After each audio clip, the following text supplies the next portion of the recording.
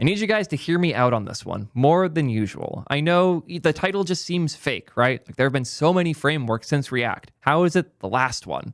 This is a complex topic, and it's a thing I've been thinking about for a while. When I say React's the last framework, I don't mean that there aren't other tools that have come out since. I mean something a little bit deeper and a little more confusing. I think it's important for us all to understand how our tools are changing, and importantly, what AI does to this whole ecosystem. Things are different from how they've ever been, and the way we think about the abstractions, the frameworks, and the libraries we use needs to change as a result. When I say React is the last framework, I mean it. But what I mean is React is the last framework that will reach a certain level of adoption. And I think React might even be hurting from this too. Things in the software dev world are about to get very, very weird. And I want to make sure we understand what the impacts of these things are and how AI represents a weird change that we can't really walk back from. It's time to talk about why React is the last framework. But first, a quick word from today's sponsor. I have a lot of brands that email me about potentially sponsoring. And if I'm honest, most of them are kind of crap. I got things like VPNs and wallets and all these other things you see on other channels that might not be the best fit here. But every once in a while, one hits me up that blows me away. A company that's like so useful that I've tried to build things like it in the past before burning out and giving up. Today's one of those days. ImageKit.io is one of those things I wish I was using forever ago. I've even tried building it myself before, not knowing it existed. To TLDR what they've built, it's an all-in-one shop for everything you need to do to serve images properly. That means everything from CDN hosting, transformations for different resolutions and image types for different platforms, background removal, overlays, all the annoying things you have to do to use images at scale for a business, or even just on a small project, it solves.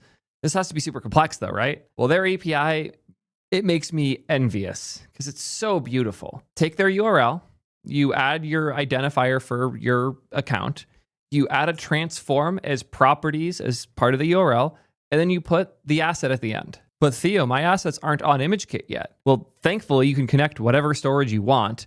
My favorite option here, though, is the web proxy, where you can literally pass the URL to the file being stored somewhere else as part of the URL. Yes, you can use this with Upload Thing. For everyone who's been asking, how do I optimize the images from Upload Thing? Here you go, use ImageKit. And if you want to do more complex transformations, they have an incredible SDK for it. Look at how nice this is. You can create a transformation string, which you just append right into the URL with all these type-safe helpers to describe how you want this new updated image to work. Or you can generate the entire source URL by just passing this as properties. Almost forgot the best part. It works with video too. What? I am going to start using this for a lot of things. Before I forget, super generous free tier and pay-as-you-go pricing when you hit high limits. So you don't have to worry about being locked out and priced at super high amount when you hit a certain tier like a lot of the other image optimization services tend to do. Yeah, these guys are great. Check them out today at soydev.link/imagekit. Okay, this was going to be controversial, so I need to do my best to try and explain how I think about this. We're going to start with something that has nothing to do with code at all.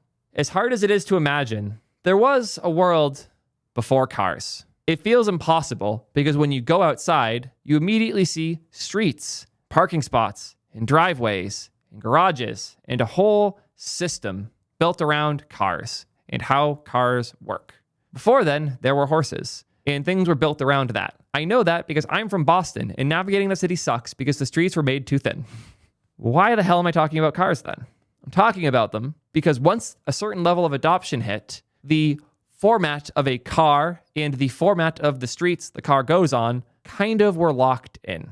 There's a certain width that a street or lane is expected to be. If you make a car that is narrower than is needed for that street, you don't get much benefit because if the street is this wide, and most cars are like that, obviously they're longer, but if this is your car and this is the street lines, making a car like this isn't super beneficial. Making a car like this makes no sense at all. There's a whole bunch of optimizations that you could theoretically make that would meaningfully improve parts of how a car operates that literally do not matter because the streets are how they are. And even if all modern cars were suddenly manufactured in a way where they were 30% narrower with no negative, The streets aren't going to change because there are too many cars out already that people already own that are expecting streets to be a certain size. You cannot change the way that cars operate on a fundamental level. What you can change is things inside of the car. You can change how it's powered. You can change how it's laid out. You can change how certain aspects of the car experience work. But you cannot change the way the car operates with the world around it because there are too many cars to do that. There is a threshold that has been met with the number of cars in the streets that fundamentally changes our ability to innovate, where we no longer can make changes to the car itself. We can only make changes inside of it. The car is React. Hear me out. We need to agree with a couple core points before we go forward.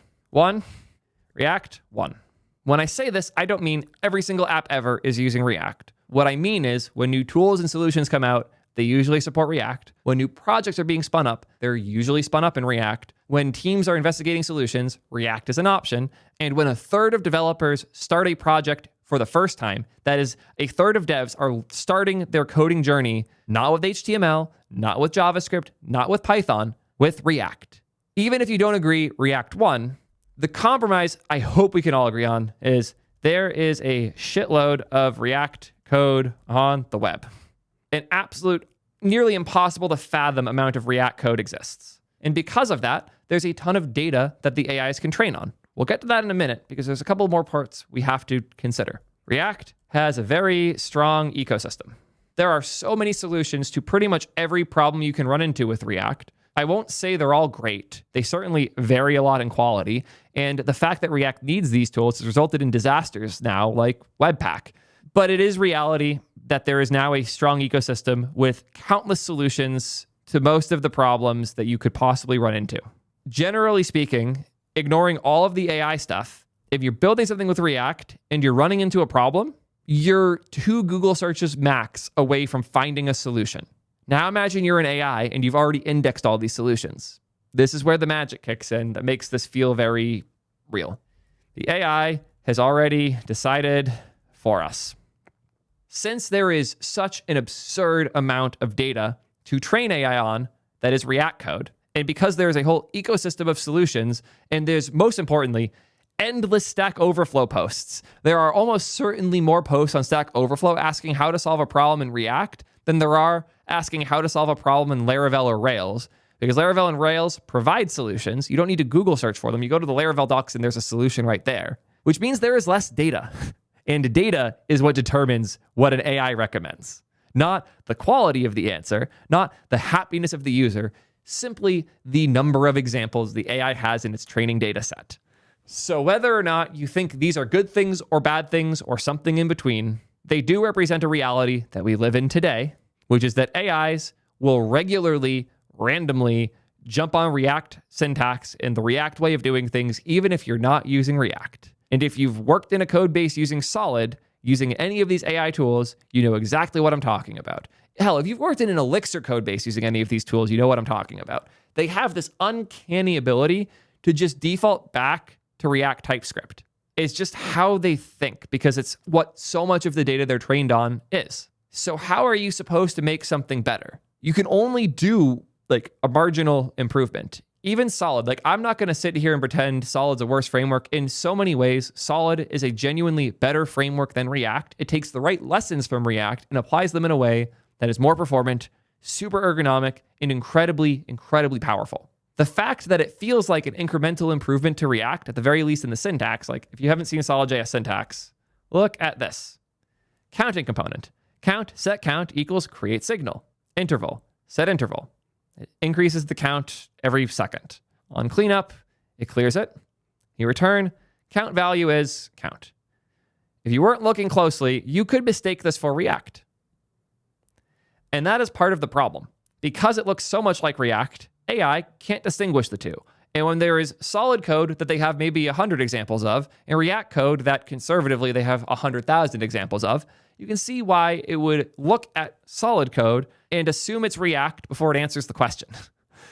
This makes it nearly impossible to compete because you're no longer just trying to make an incremental improvement. To go back to the car example, you're not trying to compete with other cars anymore. You're now trying to compete with the street. And if you make a car that is 20% better than other cars, but it isn't compatible with the streets that we use today, no one's going to touch it. React is the car, the data is the street. The sheer volume of AI training data that is already in existence that these models have been trained on means that even the React team can't improve React now. Adding new features to React will make things harder for React devs, not just because, there's so many things I have to keep track of. Makes things harder because the AI models we use and ask questions to about these things aren't going to know the answers. I already run into this a lot. Hell, when I was doing all my Stripe stuff, I asked every AI model, how do I keep a user from subscribing twice? And they all gave really bad recommendations on how to do it in my code base. After going to Google instead, I found that somewhat recently, they added a switch to turn off the ability for one customer to subscribe 2 times. And none of the models had been updated recently enough to have that data in them. And even if they were, that data existing doesn't trump the massive amount of data with the old solution. Making new solutions isn't going to be an immediate guaranteed win the way it used to be, because the resources we go to are so much more baked. And the way that if you go to an old Stack Overflow post, and you're like, that's from 2009, maybe it's not accurate. You don't get that with these AI tools. They don't tell you how old the data they're referencing is, because they're not referencing one thing. They're referencing 100,000 things that they don't even keep track of anymore, because it's all just weird neural paths that they've built. So you don't have the ability to filter out old data or recognize when the thing that you're using might be the old way of solving the problem, which means improving the way to solve the problem doesn't benefit us the way it used to. If theoretically React was to fundamentally change their syntax, if they made it, I don't know, I can't even think of a good example, but if React was to make a real syntactical change to how we structure our components, it would not be used by most React devs, simply because most of them are now using these tools, they're asking ChatGPT for help, and none of that stuff's going to know about the new features. And all the data it's been trained on already exists. When the streets are already laid, you can't really propose a new type of car that requires a different type of street. It makes obvious sense. You can't make a car that is wider than the streets we have. It's hard to justify a car that's narrower than the streets we have. And it's hard to make a car that is a shape that doesn't fit the streets we have. It's just obvious. But with the AI data, it's less obvious, but it's the same problem. We have too much reference to the current way of doing things for a new way to really catch on. And that is terrifying to me. The thought that the React code we're writing today looks identical to the React code we'll probably be writing in 10 years, I don't love that thought. I like watching these tools improve and grow. I saw that Ryan Carniato, the creator of Solid, is in chat. He's one of my favorite human beings. He called out the Foundation TV adaptation where the Emperor clones himself to the point of stagnation. Yeah, that's what we're talking about here. We are just going to be copy pasting what we have forever. The AI tools have, in some ways, doomed us to a world where we are never writing code better than the code we used to write. It might be simpler, and we could remove parts, but it's a lot harder to add a new thing when the toolbox has kind of been solidified by the AI data and the AI models that have been trained on that data. So how do we move forward? How can a framework like React improve if the AI tools won't understand the improvements? The React team has actually planned for this, and not in a way any of us could have predicted. The React compiler guarantees that React syntax isn't going to meaningfully change again. The React compiler, for those who aren't familiar, is effectively, in its current state, an auto-memoizer. Instead of having to write code where you memoize every element by hand, where you memoize and fire use callback wrappers around all the things that could change in order to prevent React from re-rendering when it doesn't need to, the compiler statically analyzes each file, finds the places where things can be memoized, and does all of it for you. It lets you write less code and simpler code, not different code, just worse code pre-compiler, where you can just go through and delete all the used memos and callbacks.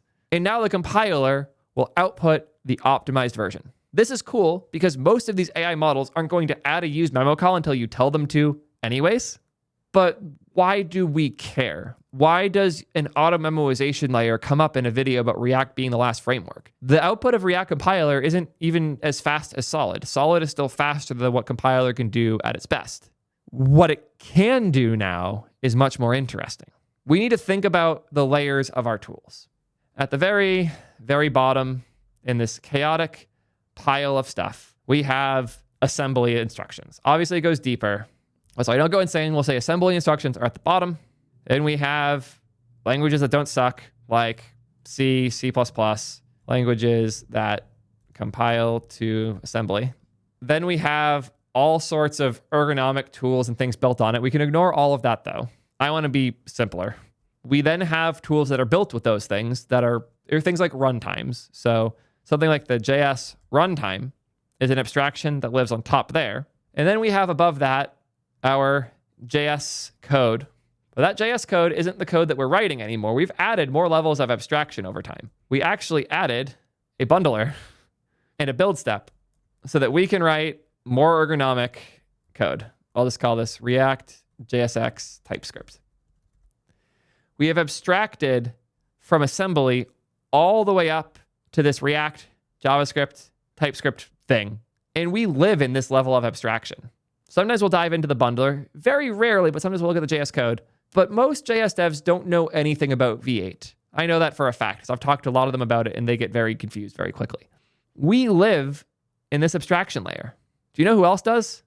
AI tools. Ask an AI tool to help you with an obscure bundle thing that happened because of a code change they made here. Every time it will shit itself. I have had zero luck debugging hard build problems, hard bundle problems, and generally speaking, the things around my JS code. Generally speaking, very, very generally speaking, as you go down here, you get paid more and AI gets worse. The AI gets worse at solving problems the further down you go. But as we've already established, this block can't really change anymore. If you improve this block in meaningful ways, the AI isn't going to catch on to it. It's not going to want to change the syntax. And on top of it, rather than just thinking about all the data the AI is trained on, think about the size of the code bases that are using React. Facebook can't make a real change to React syntax because they have too much React code at Facebook to justify the change. It would be nearly impossible for them to make a meaningful syntax change to React that would benefit the whole code base for all the different products at Facebook. So they don't. They've effectively stumbled onto the AI problem independently just by having a ton of code and not wanting to ever change it, which is why they added an additional layer between the React compiler. What's cool here is this layer is where all of the innovation can happen now. If React wants to introduce signals, if React wants to introduce new ways for context to behave and trigger updates, if React wants to introduce fundamental new features in the React runtime that allow it to run way simpler and faster, previously, we would expect syntax changes and behavior changes in the code up here in order to enable that.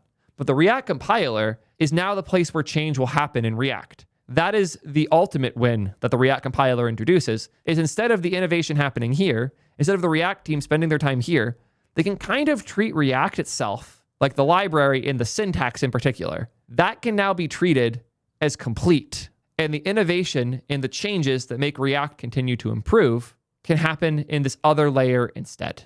This is awesome because a new version of React introducing awesome new functionality and behaviors and performance wins does not require any change to this layer at all. Magical, but also kind of terrifying. We never got JSX 2.0. There's a lot of things JSX doesn't do right that I would like to change.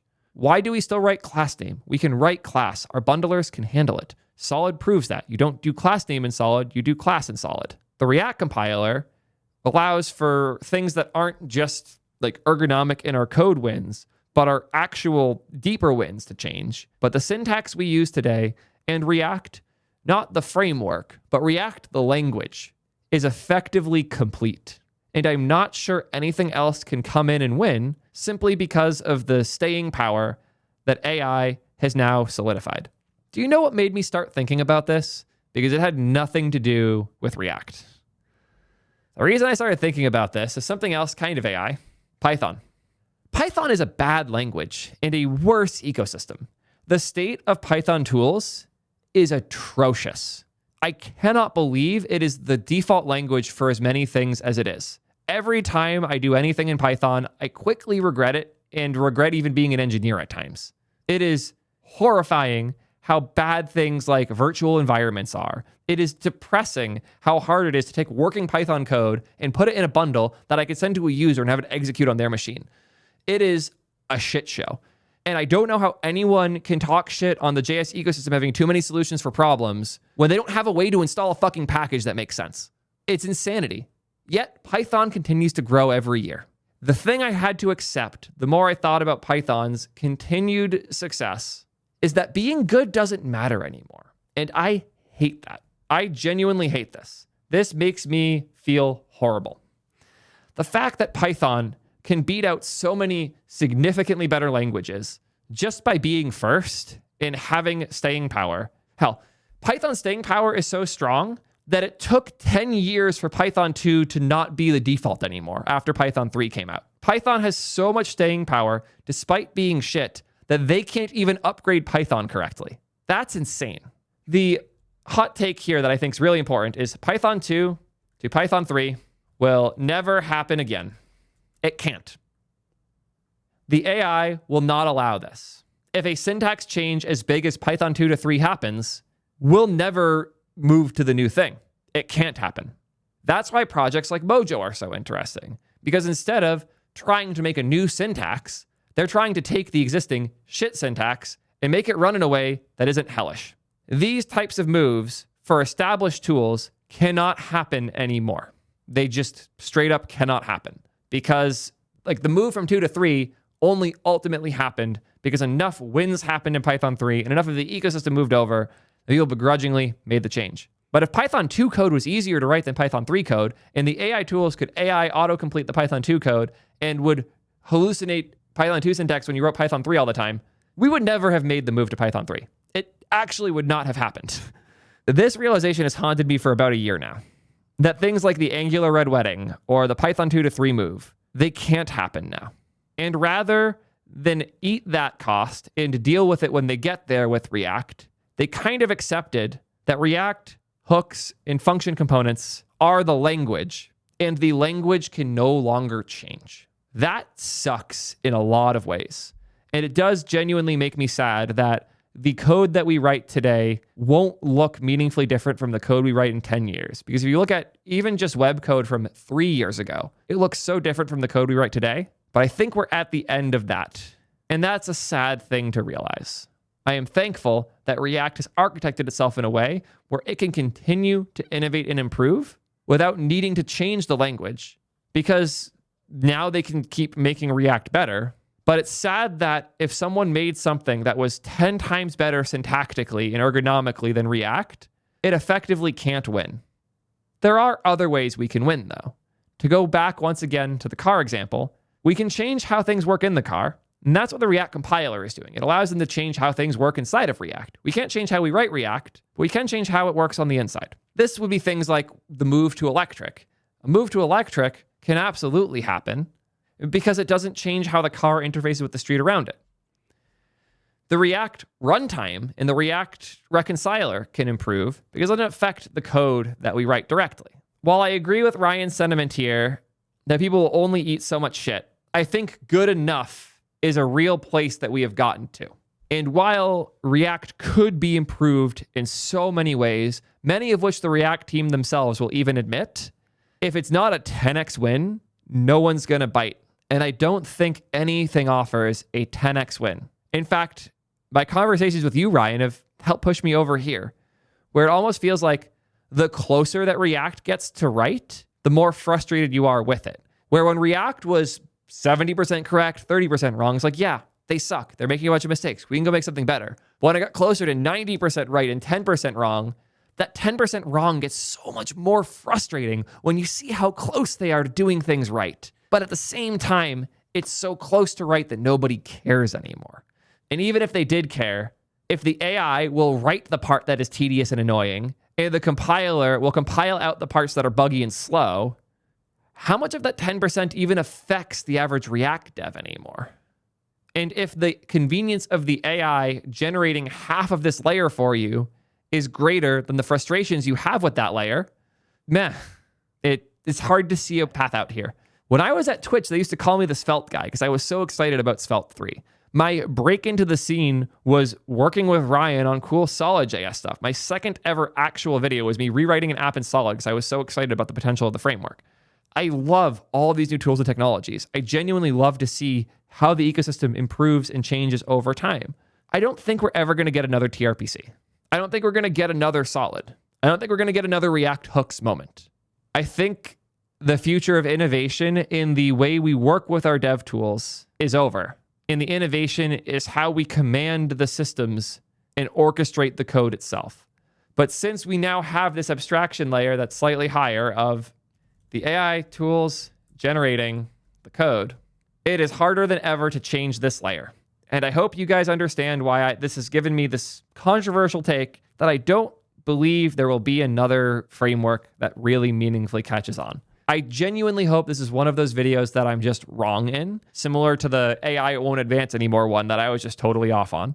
It happens. I'm not presenting this because I want to be right. I'm presenting this because I dread that I might be right here. And I hope people like Ryan can win, but I am not positive the world is set up in a way where they can. And thinking on how hard it was to make Python 3 happen, the fact that there is more friction than ever and more holding us to the things we use today, I'm not sure that there will be a tool of tomorrow.